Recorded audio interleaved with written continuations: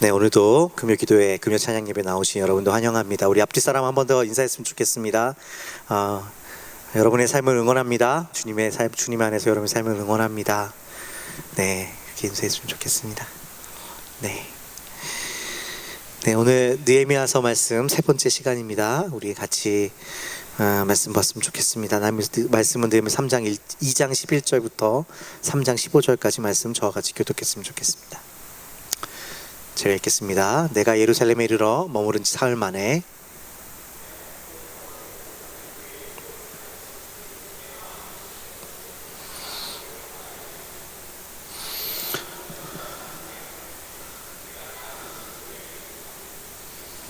그 밤에 골짜기 문으로 나가서 용정으로 북문에 이르는 동안을 보니 예루살렘 성벽이 다 무너졌고 성문은 불탔더라.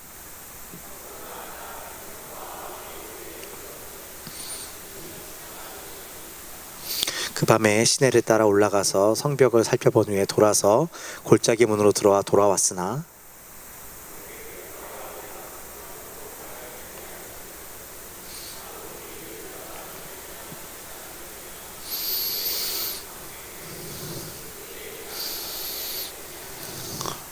후에 그들에게 이르기를 우리가 당한 홍경은 너희도 보고 있는 바라.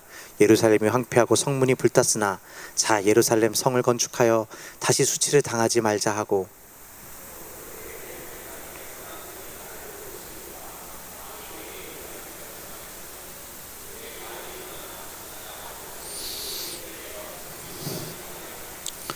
호론 사람 산발락과 종이었던 암몬 사람 도비아와 아라비아 사람 게셈이 이 말을 듣고 우리를 업신여기고 우리를 비웃어 이르되 너희가 하는 일이 무엇이냐 너희가 왕을 배반하고자 하느냐 하기로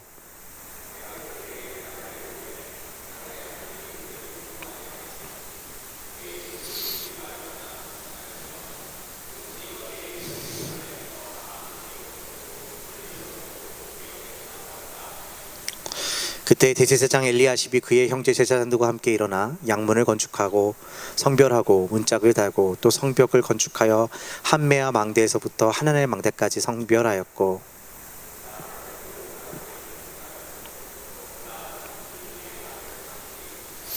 어문은 하스니아의 자손들이 건축하여 그 들보를 얹고 문짝을 달고 자물쇠와 빗장을 갖추었고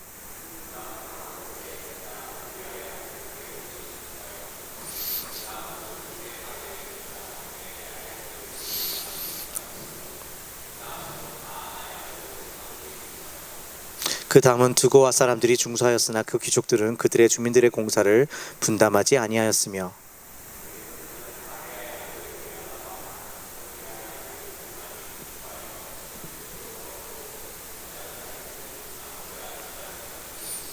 그 다음은 기브온 사람 몰리다와 메로노 사람 야돈이 강서쪽 총독의 관할에 속한 기브온 사람들 및 미스바 사람들과 더불어 중수하였고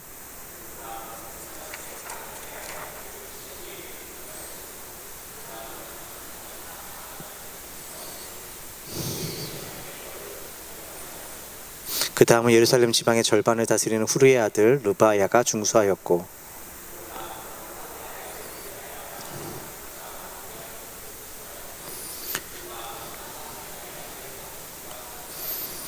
하림의 아들 말가야와 바함 모함의 아들 핫수비 한 부분과 화덕 망대를 중수하였고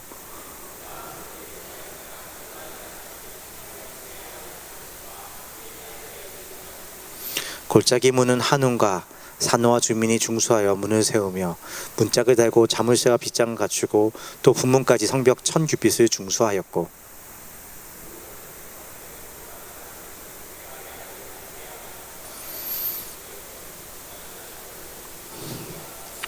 같이 읽겠습니다.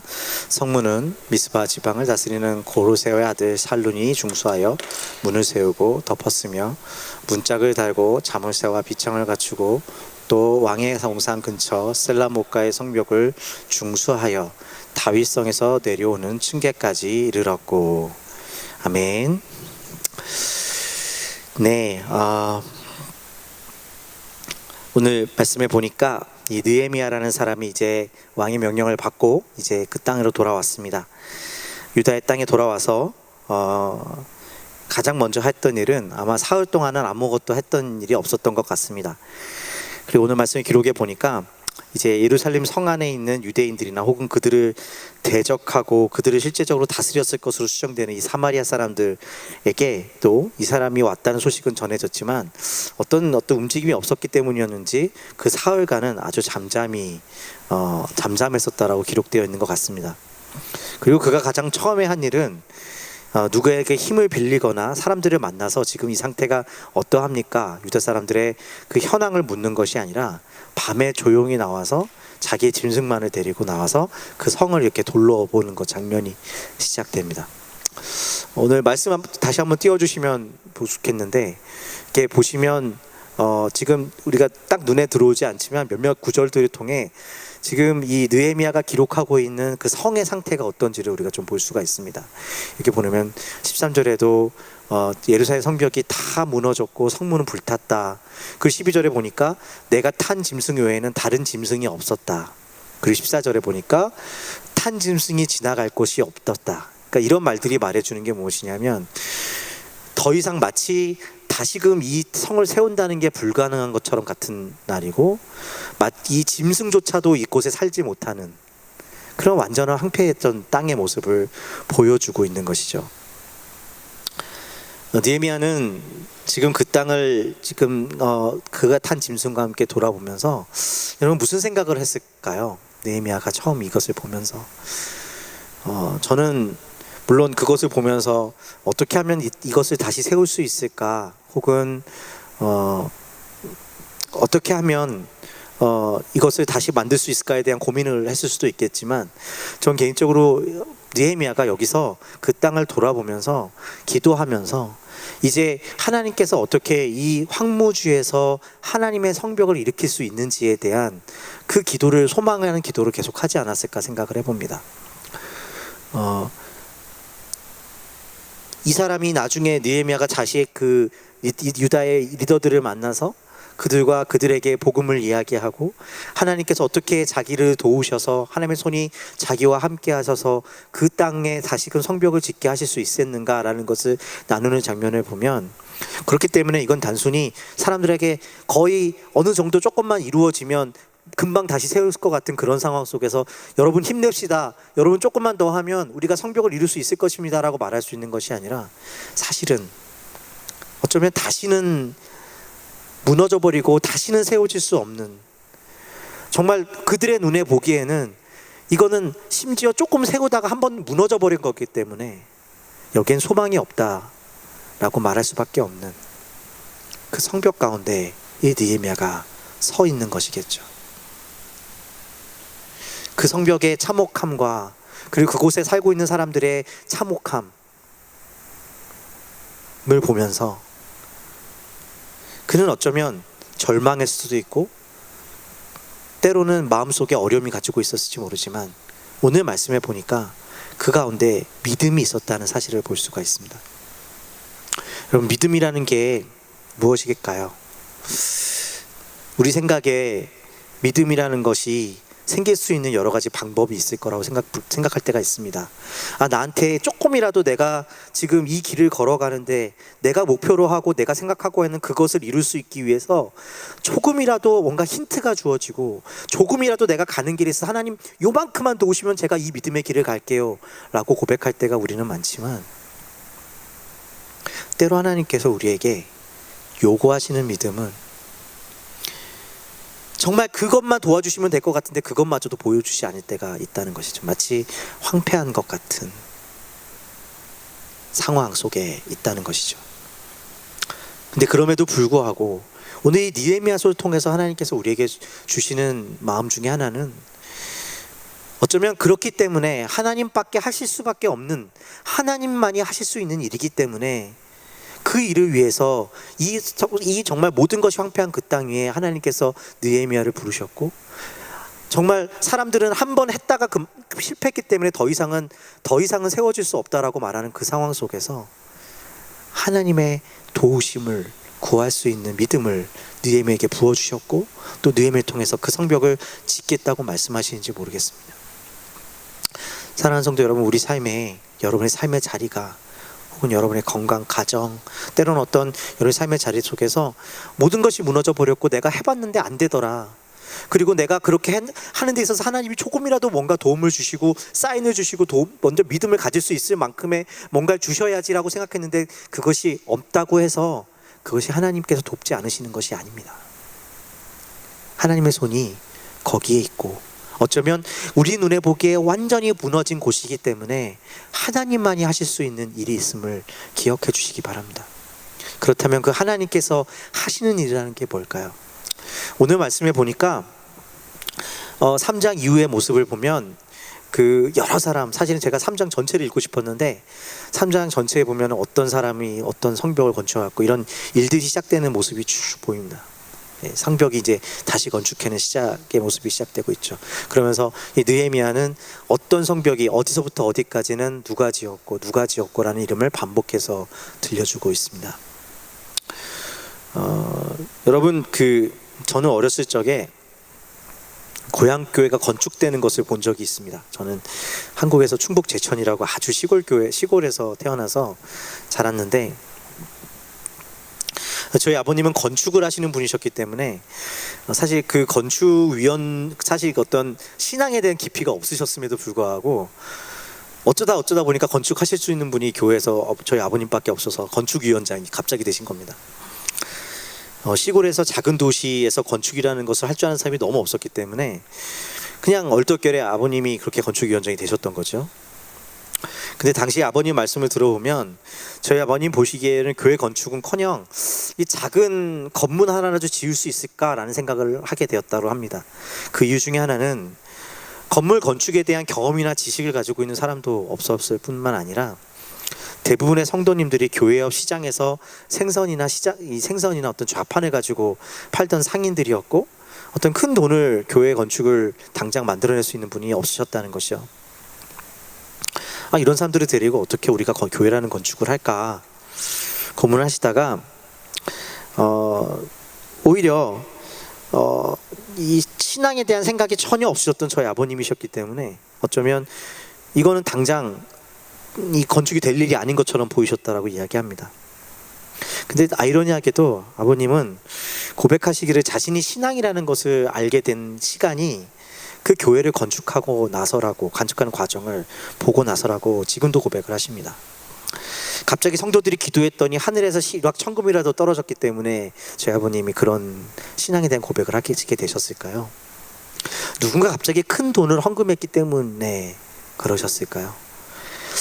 아닌 것 같습니다. 저희 아버님이 거기서 보았던 것은 도저히 자기들의 형편으로는 감당할 수 없는 자기 자신을 돌보기도 급박한 사람들이 시간과 재정을 감당하기 시작하면서 교회가 지어져 가는 모습을 보았기 때문입니다. 어떤 사람들은 결혼 반지, 돌반지를 빼어서 때로는 전세 자금으로 빼어내서 자신의 것을 드리기 시작했고 그것도 드리기 어려운 사람들은 하루에 1시간, 2시간씩 교회 건축 현장에 와서 무릎을 꿇고 성전을 위해서 기도했다고 하죠. 또 어떤 분들은 1시간씩 시멘트를 날아서 일을 해보신 적이 없으신 분들에도 그렇게 일을 도우셨다고 합니다. 누구도 제대됨 없이 누구도 자신의 재정이 많아서 헌금을 할 수 있었던 것이 아니라 그때만 하더라도 그들이 할 수 있는 최선으로 그렇게 교회 건물을 지어져 갔다고 합니다. 저희 아버님은 당시만 하더라도 결국 세상이나 교회나 자기의 이익을 위해 살아가는 단체라고 믿었기 때문에 그렇게 자신의 눈앞에 펼쳐진 삶의 모습을 보고 하나님이란 분이 정말 살아계시는구나 라는 것을 그들의 눈을 통해 볼 수 있었다고 증거하십니다. 저도 어린 시절에 어렴풋한 기억에 비가 막 쏟아지는 날에 어머니 아버지가 그 비 속에서 벽돌을 나르며 시멘트를 개시던 그 모습이 기억이 납니다. 지금 생각해보면 그렇게 완성되어진 교회는 굉장히 초라했고 오늘날 보면 이쁘지 않은 교회 건물이었습니다. 창문도 이렇게 조금 삐뚤어져 있었고 어떻게 너무나 색깔 같은 것도 촌스러운, 지금 생각해보면 너무나 촌스러운 색깔로 칠해져 있는 그런 건물이었죠. 근데 성도님들은 그 건물을 성전이라고 불렀습니다. 제가 오늘 이런 이야기를 하면 어떤 분은 그런 얘기를 할 겁니다. 성전이 교회 건물이 아니라 사람이라고 말해야 되는데 왜 그럼 그 사람들은 잘못된 것입니다 라고 말할 수 있을지 모르겠습니다. 또 요즘 같은 시기에 뉴스 같은 걸 들어보면 뭐 호화 성전이니 뭐 이런 이야기들이 워낙 많으니까 오가는 오늘날에 뭔가 그런 성도님들의 헌신이나 헌금을 하는 모습을 보는 것이 그렇게 편안한 모습으로 들리지도 않을지도 모릅니다. 근데 그러나 그럼에도 불구하고 그 성도들에게 그 건물이 성전이었던 이유는 그 건물을 짓는 순간순간에 그들의 눈물과 땀에서 그들은 그냥 건물을 지었던 것이 아니라 그분들은 공동체를 지었기 때문입니다. 성전을 짓는 것, 건물을 짓는 건 어쩌면 돈으로 가능할지 모르겠습니다. 근데 제가 하나님께서 일하시는 것들을 보면 하나님은 그런 식으로 일하시지 않으셨다라는 겁니다.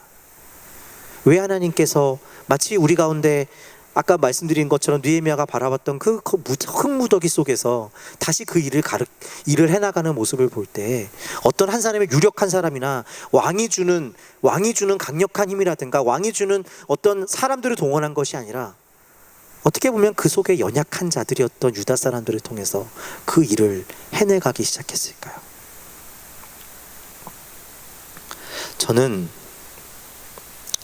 그들이 느헤미야가 건물을 짓는 것이 아니라 공동체를 지어가기 위한 것이었기 때문이라고 생각합니다. 교회를 짓는 그 과정 속에서 사람들이 구하였던 것은 거기에 헌금을 하면 복을 받는 것 때문으로 믿고 계신 분도 있었을 거지만 그것만은 아니었을 것입니다. 저는 그것이 아닐 거라고 믿습니다. 왜냐하면 그렇다면 그것은 건축은 가능하게 할 수 있었을지 모르지만 저희 아버지와 같은 이의 마음을 움직이고 주님을 알게 하지는 못했게 했을 것이기 때문입니다. 저희 아버님은 굉장히 교만한 말씀이신지 모르겠지만 지금도 그런 고백을 하십니다. 저 건물을 짓게 된 게 나 때문에 하나님이 짓게 하신 것 같아. 나 예수 믿게 하시려고 저 건물 짓게 하신 것 같아 라고 고백하십니다.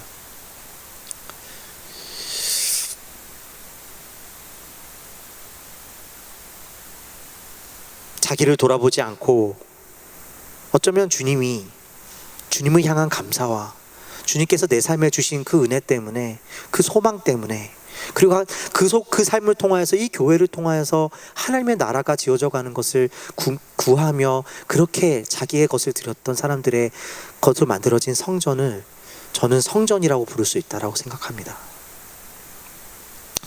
말씀드렸지만 오늘 말씀에 보면 수많은 건축자들의 이름이 등장한다고 했습니다. 가장 먼저 등장하는 이름은 제사장의 이름이었습니다. 성전에 가장 가까운 문인 양문에다가 그 성전을 짓기 시작합니다. 그 양문을 회복시켰었던 사람이 바로 제사장이었습니다. 그 다음에 여러 다른 부류의 사람들이 동시에 성전을 짓는 일이 시작되고 있죠. 그런데 여기 특징을 보면 한 부류의 사람들이 아니라 정말 많은 종류에서 일했던 사람들이 함께 등장하는 것을 볼 수가 있습니다. 그들 모두가 자기가 감당할 수 있는 것을 감당하며 하나님께 올려드리는 예배를 드렸다는 것이죠. 레위인들 그리고 때로 여인들이라고 표현된 사람들도 나옵니다. 우리가 보기에 정말 용사 같고 그 건축을 해나갈 수 있었던 사람들이 아니라 정말 그 속에서 어쩌면 잊혀졌던 사람들, 어떻게 보면은 우리가 저런 사람들이 어떻게 하나님 일을 할 수 있어, 하나님 일을 할 수가 있어 라는 사람들을 통해서 하나님께서 그들에게 성벽을 짓게 하시고 그 이름을 지금 남기고 계시다는 것입니다. 그들이 그만큼의 여력이 있거나 계획이 있었어가 아니라 결국 공동체를 지을 수 있었던 이유는 그들의 아이디어가 아니라 그들의 희생 때문이었습니다. 그들의 순종 때문이었습니다. 공동체는 말로 지어지지 않습니다. 공동체는 희생으로 지어집니다. 희생 없이 만들어지는 공동체는 있을 수 없습니다. 교회는 하나님의 은혜에 감사함으로 자신의 것을 드리는 순종과 희생으로 그렇게 지어진다는 사실에는 옛날 일과 오늘날을 막론하고 동일한 이야기입니다. 공동체는 희생으로 지어져 갑니다. 그 외의 방법은 없습니다. 저는 저희 공동체가 이제 10년에 오르는 동안에 많은 분들의 희생이 있었다는 것을 알고 그분들의 헌신과 기도가 있었음을 기억합니다. 참으로 감사할 일입니다. 그러나 우리가 그 솔선수범에서 했던 이들에 더불어서 어떤 길을 걷고 있는지를 한번 돌이켜 보았으면 좋겠습니다. 오늘 말씀해 보니까 이제 그렇게 하나님의 은혜를 통하여서, 그리고 사람의 힘이 아니라 하나님의 그 모든 것이 다 무너져 버린 땅 위에서 지어져 가는 공동체의 모습을 하나님께서 하시고 있는 것을 볼 수가 있다고 얘기했습니다.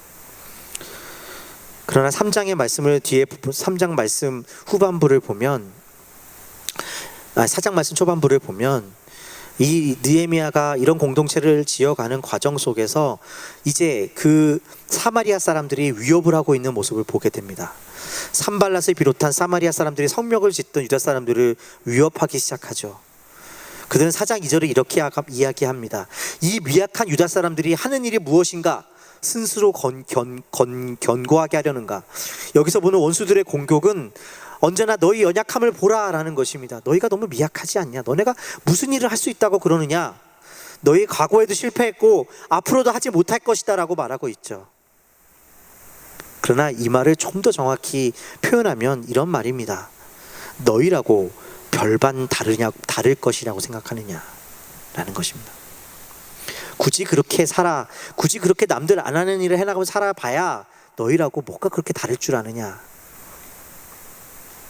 10절에서 12절 말씀을 보니까 유대 사람들이 힘이 빠져버렸다라고 얘기합니다. 그들은 최선을 다하지 않았는가라고 이야기할 뿐입니다. 4장 말씀입니다. 지금이라도 포기하는 게 낫지 않겠어라고 말하는 낙심이 있습니다. 그러한 위협은 점점 줄어드는 것이 아니라 점점 강해지고 우리 삶에 하나님께 복종하고 순종하고 희생하며 나아갈수록 점점 그런 고민들과 점점 어려움들이 다가오는 것을 볼 수가 있습니다. 그리고 이제 그 공격과 위협은 실행 직전까지 간 것처럼 보입니다. 그때 그 사마리아에 살던 유대인들마저 그들을 찾아와 이렇게 얘기하죠. 너희가 거기 있지 말고 우리 편으로 와. 그거 굳이 너희가 공사를 할 필요가 뭐가 있어? 우리 편으로 와. 너희 가정을 돌보고 너희 일이나 하라고 말합니다. 내가 너네들의 지친 손을 잡아줄게. 성벽 따위 잃어버려. 공동체 따위 잃어버려. 그들의 어쩌면 그런 호의와 제안은 진심이었을 것입니다.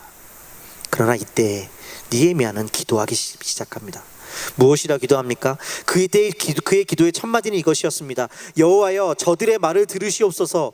느헤미야는 이 일이 그냥 그가 대적해서 될 일이 아니라 하나님께서 들으셔야 되는 일로 여겼습니다.